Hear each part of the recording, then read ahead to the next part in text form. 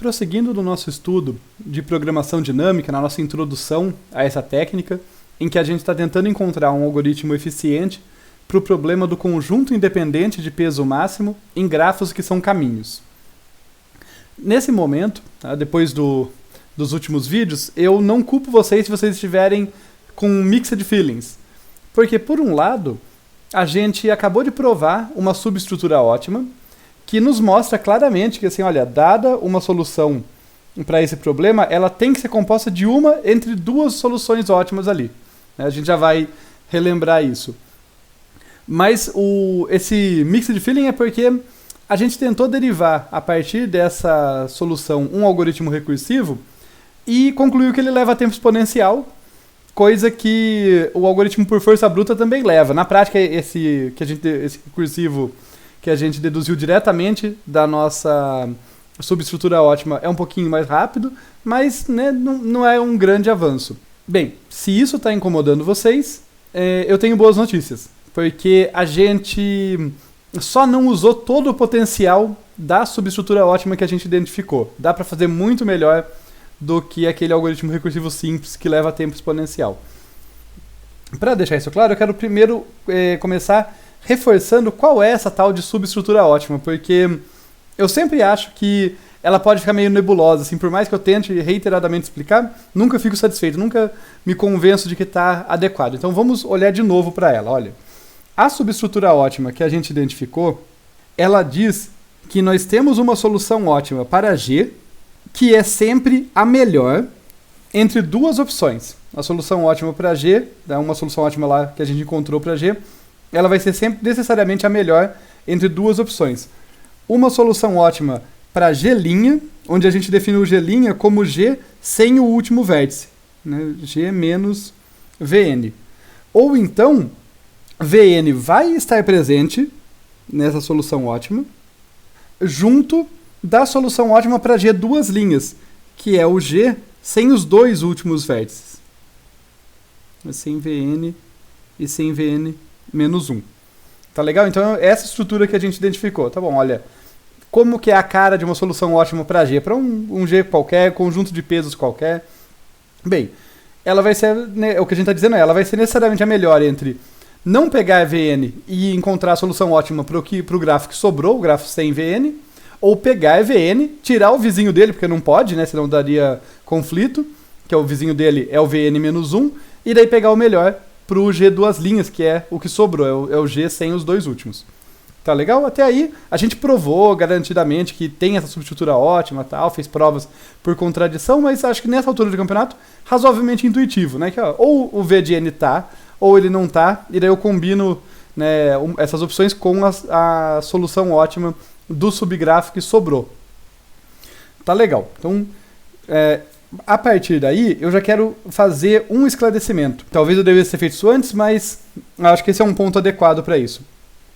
A gente está sempre falando aqui em função de V de N, mas quando a gente pensa na subestrutura ótima, isso vale para qualquer grafo G. Note que a gente não provou para um grafo G específico. Tá? Então pensem no V de N menos como o enésimo vértice do grafo original da entrada e mais como o último vértice do grafo corrente. Tá? Então, quando eu estiver lá no meio do algoritmo, trabalhando com um subgrafo, esse subgrafo também tem seu último vértice. Esse vai ser o V de N dele. Ele também tem seu penúltimo vértice, vai ser o V de N menos 1. Tá? Então, pensem dessa forma. Pensem sempre que, dado o grafo corrente que eu estou trabalhando, que pode ser um subgrafo do original, já que eu vou quebrando a ideia, né, resolver um problema grande a partir de soluções de problemas menores, olhando para ele, o V de N eu estou pensando que é o último vértice, e o V de N menos 1 o penúltimo, e assim por diante. Tá legal? Então, eu fiz essa ressalva e eu vou deixar isso mais claro ainda trocando a letra. Tá? Porque como a gente costuma usar N para o número de vértices do grafo original, eu vou usar um outro índice aí para contar, para fazer essa contagem. Eu vou fazer isso aqui na hora de escrever a nossa relação de recorrência. Tá? A gente vai tornar matematicamente preciso isso que a gente acabou de descrever da subestrutura ótima aqui, que eu acabei de falar para vocês nesse parágrafo. Tá? Então, a relação de recorrência vai ser o seguinte, ela vai dizer que A de I, né, pensem em A como sendo um vetorzinho, o valor que está lá na posição A de I é igual ao máximo entre A de I menos 1 e A de I menos 2 mais o peso de I. Tá? Deixa eu deixar até mais preciso aqui, o peso do iésimo vértice, o peso de VI, ali, o W de VI. Para ser bem preciso, para deixar essa relação bem clara para vocês, vamos definir aqui quem que é A de I. Né?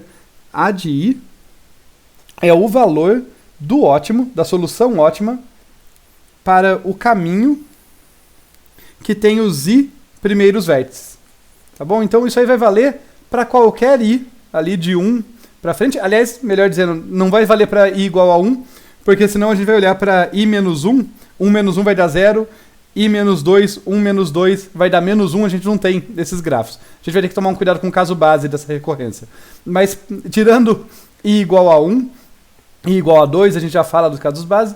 Se eu tiver um certo I, por exemplo, se for 10, A de 10, quer dizer, o valor da solução ótima, considerando os 10 primeiros vértices, vai ser o máximo, vai ser o melhor, já que eu estou querendo maximizar, pegar o máximo é o melhor, entre a solução ótima, considerando os 9 primeiros vértices, I menos 1, né, 10 menos 1, A de I menos 1, ou então, considerando pegar esse décimo vértice, que é o V10, né, então pegar ali o peso dele, mais a solução ótima para I menos 2, ali 10 menos 2, o A de 8. Então, eu coloquei números aí só para deixar mais preciso isso, mas a gente tem essa recorrência para I geral aí, para qualquer gráfico, qualquer tamanho.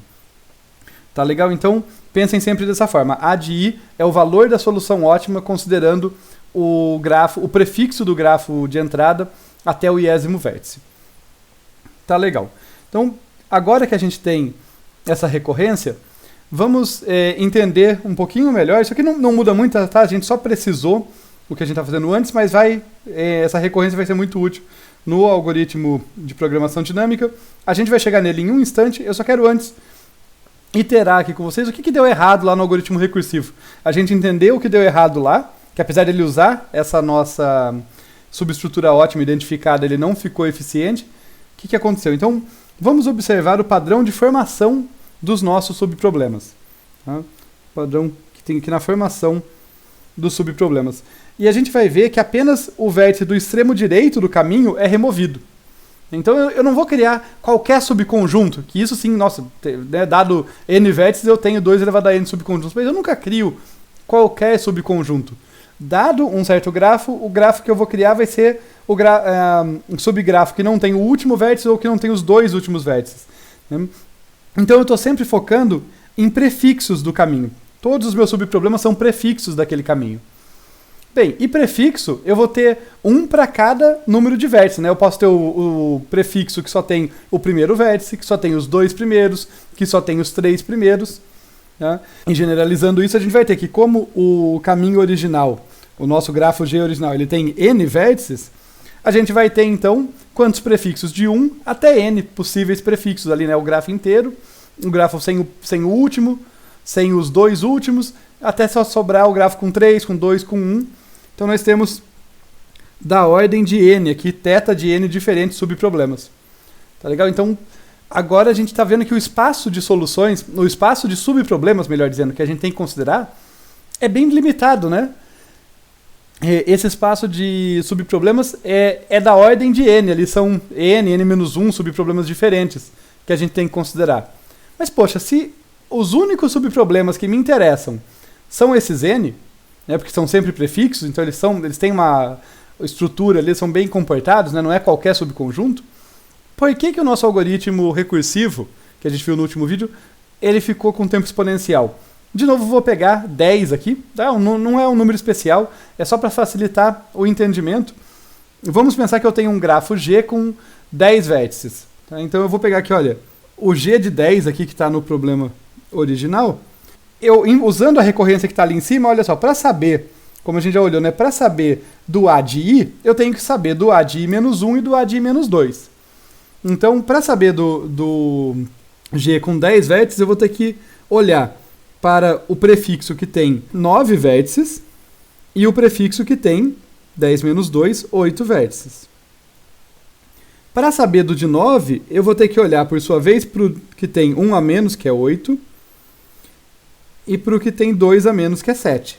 Para saber do de 8, eu vou ter que olhar para o que tem 1 a menos, que é 7, e para o que tem 2 a menos, que é 6. Olhar aqui, só para identificar, olha só, o 7 está repetido 2 vezes aqui, o 8 está repetido 2 vezes aqui, tá? E se a gente continuasse, tá? Isso aqui poderia continuar, a gente ia ver que ia chegar à conclusão que o nosso algoritmo recursivo que segue a recorrência, ele não ficou lento porque eu tenho muitos subproblemas diferentes. Não. A nossa recorrência é muito legal. Ela quebra o espaço de busca. Lembra, ela comparando com a força bruta? A gente começou essa aula pensando, se eu fosse fazer um algoritmo de força bruta, eu tinha que considerar todos os 2 elevado a n diferentes subconjuntos. Aqui, dado um grafo com n vértices, eu não tenho que considerar todos eles. A minha recorrência me diz, basta considerar os prefixos, porque ela está sempre removendo os últimos vértices. Então, de fato, a minha recorrência aqui, que deriva da subestrutura ótima, limitou muito o meu espaço de busca. Agora eu só tenho que olhar para os grafos prefixos como subproblemas, não todos os 2 elevado a n subconjuntos possíveis. No entanto, o meu algoritmo recursivo não estava se utilizando disso. Ele estava recalculando inúmeras vezes os mesmos subproblemas. Tá? Então, justamente porque ele ficava recalculando os mesmos subproblemas que ele ficou lento. Inclusive, eu prometo para vocês, a gente já vai chegar no algoritmo de programação dinâmica. Mas como eu gosto de fazer um negócio construtivo com vocês, eu quero só destacar que dá para tornar um algoritmo recursivo, que é construído em cima de uma recorrência como essa, que tem uma subestrutura ótima para explorar, em um algoritmo mais eficiente, por vezes, polinomial, por vezes, nesse caso até poderia ser linear, se a gente usar a técnica de memorização. Tá? Aqui, memorização, no inglês, na literatura, vocês vão achar isso como memoization. Por mais que esse nome seja estranho, é o termo que a gente vai encontrar, que nada mais é do que ter uma tabela para armazenar a solução dos subproblemas. Cada vez que eu resolvo recursivamente um subproblema, eu guardo a solução que eu encontrei nessa tabela. E em vezes subsequentes, eu verifico se a tabela já foi preenchida naquela posição antes de recalcular. Então, pegando o exemplo aqui, vamos supor que a gente vou pegar outra cor para destacar. Olha, para resolver o G10, eu vou olhar aqui para o G9. Para resolver o G9, eu vou olhar aqui para o G8. Imaginem que eu resolvi o G8. Ele foi armazenado na tabela. Quando eu olhar para cá, esse cara aqui, eu não faço isso tudo. Tá? Porque eu olho e falo, opa, o G8 eu já tenho a solução. Ok, já pego direto de lá. E assim eu mato esse crescimento exponencial do meu algoritmo. Ele continua sendo recursivo, mas ele usa essa memorização, esse memoization aí, para conseguir ser mais eficiente. Isso está intimamente relacionado com programação dinâmica, porque ambos derivam de uma subestrutura ótima, de uma recorrência que vem dessa subestrutura ótima e da percepção que os subproblemas são um espaço muito limitado, que os subproblemas que eu estou lidando são só alguns ali, como vê essa minha recorrência, são só os prefixos, né? Para ir variando ali, eu só tenho que olhar para os prefixos com i variando de 1 até n. Então dá para fazer isso, fica como sugestão, como exercício, inclusive. Vocês vão se impressionar se vocês pegarem o algoritmo recursivo do último vídeo, implementarem daquele jeito e mandarem rodar para um n razoável. Pode ser 10, 20, tá, 30, não passa disso, vocês já vão ver que ele vai patinar. Ele não vai conseguir terminar porque ele está resolvendo um número exponencial de subproblemas. Quando vocês introduzirem a memorização nele, colocarem uma tabelinha auxiliar, vocês vão ver que ele fica extremamente rápido. Tá? Ele consegue resolver para n's muito maiores. Então fica aí como uma dica, um exercício. Mas agora vamos para o que eu prometi para vocês, que é ver o algoritmo de programação dinâmica. Esse algoritmo de programação dinâmica, ele vai usar a nossa recorrência. Tá? Então, vamos ver como que ele vai fazer. Tá? E aqui eu vou usar um termo que já vai mostrar a relação entre essa ideia da memorização que eu acabei de falar para vocês e a programação dinâmica, que é a técnica mais usada. Então vamos construir nosso algoritmo iterativo. Tá? O algoritmo de programação dinâmica, eles são tradicionalmente iterativos. E, para tanto, a gente vai preencher o nosso vetorzinho A, né, que tem sempre a solução para um certo prefixo, para um certo subgrafo prefixo, de baixo para cima. Tá? O que é essa alusão de baixo para cima? É que lá no algoritmo recursivo que eu acabei de mostrar, a gente vai de cima para baixo. Né? Eu falo, olha, quero resolver o G10. Ah, então tem que resolver o G9. Quero resolver o G9. Ah, então tem que resolver o G8. E assim por diante. Né? Então eu vou fazendo as demandas de cima para baixo, resolvendo sob demanda ali. Enquanto que na programação dinâmica a gente vai seguir a regra da recorrência e vai observar que, olha, para resolver o AI, para encontrar a solução para o prefixo que tem os i primeiros vértices, basta que pegar o máximo entre a de i menos 1 e a de i menos 2 mais o peso do próprio VI. A partir daí, virá o nosso pseudocódigo. Eu já vou colocar umas observações aqui, mas vamos começar o pseudocódigo, que as observações fazem mais sentido com o contexto dele. Então, vamos lá. Eu quero fazer aqui o pseudocódigo do conjunto independente, para os nossos grafos que são caminhos. Aqui, no caso, sempre importante, esse algoritmo só vai funcionar se G for um caminho. Tá? Então, eu recebo esse grafo G, que é um caminho, e os pesos W. Eu vou ter os casos base. Né? Então, no caso, eu vou ter aqui A de 0, que vai ser igual a 0. Quer dizer, se o grafo não tem nenhum vértice, o máximo que eu posso fazer é não lucrar nada. Né? Eu não consigo selecionar ninguém. E A de 1, bem, se eu só tiver um vértice, só o primeiro vértice, eu não tenho motivo para não pegá-lo. Né? Ele não tem como sozinho conflitar. Então, nesse subgrafo, o melhor que eu posso fazer é pegar esse vértice aí. Então eu coloco ali o peso do V1. Tá? Agora, se não for esses casos bases aí, daí a gente entra num laço. Tá? Para i, variando o quê? Se o 0 e 1 são caso base, de 2 até n, o que a gente vai fazer? A gente vai fazer AI ser preenchido exatamente pela recorrência. O algoritmo deriva diretamente da recorrência. Então, eu vou colocar aqui AI menos 1 e AI menos 2 mais W de VI. Notem que eu estou seguindo exatamente a subestrutura ótima. Eu estou falando, olha, quanto que é o valor ótimo para AI? Pega o melhor entre aquelas duas opções que a gente já discutiu tantas vezes. Eu quero só destacar uma coisa para vocês, que uma vez que eu tenho a subestrutura ótima, eu escrevo a recorrência formalmente, bonitinha, está praticamente pronto o meu algoritmo de programação dinâmica, como vocês podem ver. Né? Tem duas decisões de projeto que eu tenho que tomar ainda, então eu vou destacar para vocês o que não é óbvio e que a gente tem que fazer com cuidado. Primeira coisa, casos base. Eu tenho que saber quais são os casos base. Aqui, por exemplo, por que é o 0 e o 1? Por que são dois? Né? Porque na minha recorrência eu sempre olho para os dois últimos. Né? Eu olho para o A de I-1 e o A de I-2. Então, se eu colocasse como caso base só o 0, por exemplo, vejam que vai dar errado. Porque quando eu tentasse começar aqui para I igual a 1, por exemplo, a partir da posição 1, eu ia tentar olhar para a posição 0, tudo bem, ela eu tinha, e para a posição I-2, que é da posição menos 1, não estava definida, ia dar um problema.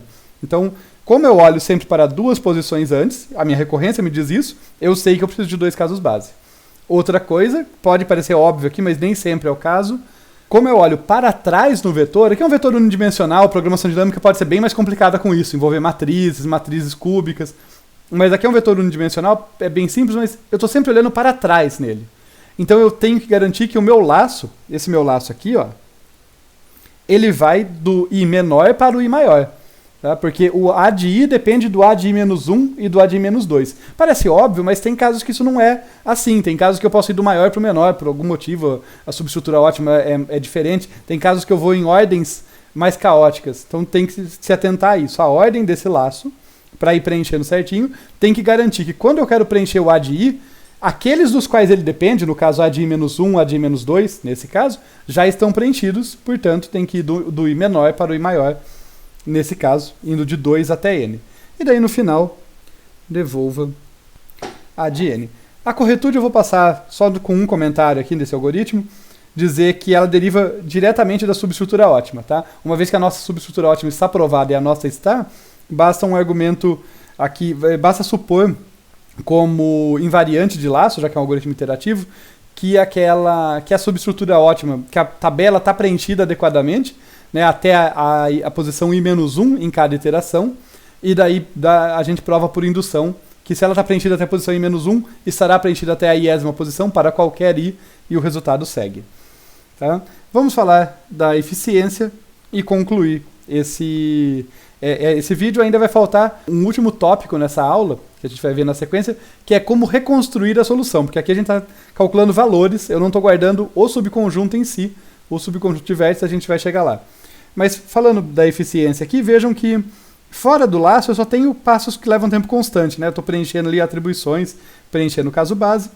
Nesse laço eu vou de i igual a 2 até n, então é bem simples um algoritmo que leva da ordem de n passos, porque eu tenho da ordem de n iterações nesse laço, e lá dentro eu só faço um max entre dois termos, que leva tempo constante, isso mais uma atribuição. Tá? Então, por conta disso, é O de n. Tá legal? Finalmente chegamos no nosso algoritmo.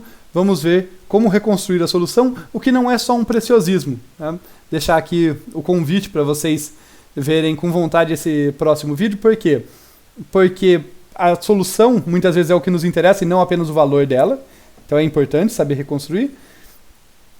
E quando a gente for reconstruir, vocês vão ver que a gente vai fazer uma engenharia reversa que vai nos permitir entender ainda melhor essa estrutura que a gente analisou aqui, a subestrutura ótima e que permitiu que a gente chegasse no algoritmo.